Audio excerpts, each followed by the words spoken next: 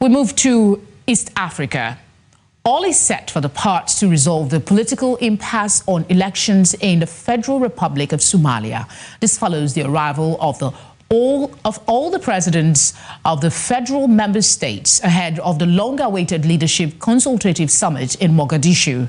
The plans for elections got a sigh of relief after the cancellation of the 2-year period by Parliament to change gears from one person, one vote to indirect elections.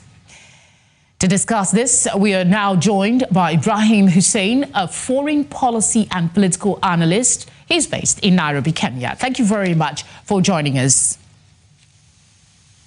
Thank you. All right, let's talk about good evening from Lagos.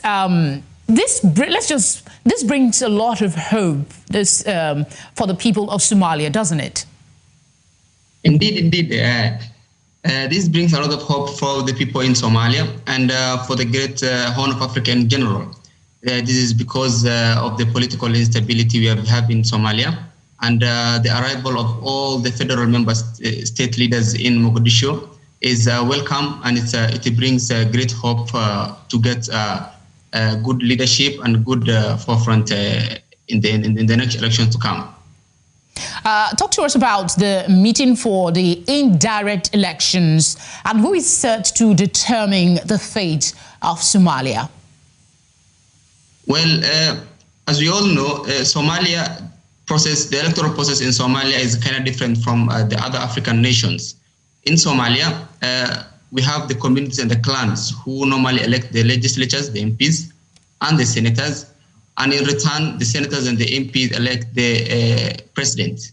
Well, the fate of Somalia is always held by the people. And we are very much optimistic that with this process and with these negotiations, elections are going to be held swiftly. And we are going to have the election process going on as planned. We understand that the president has handed over the leadership role for the elections to the prime minister. What does this mean, really?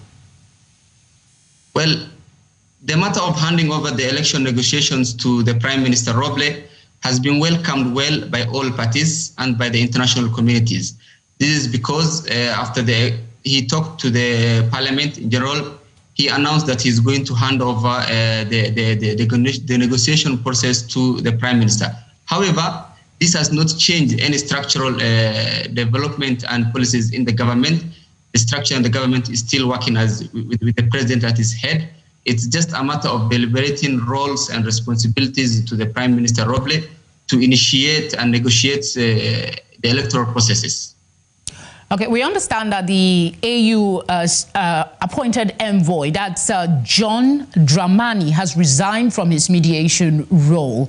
Can you tell us about the mood of the people to this and basically the hopes in general that the process will go as planned and smoothly too? Well, definitely, the process will go well as planned.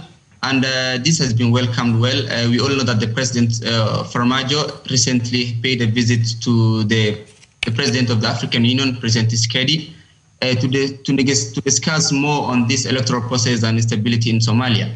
However, former President of Ghana was deliberated the role to become a mediator in this process.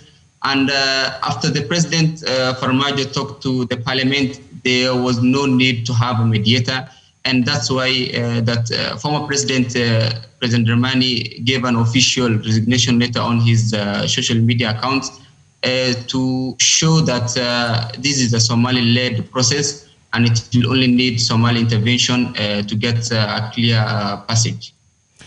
Ibrahim Hussein, thank you very much.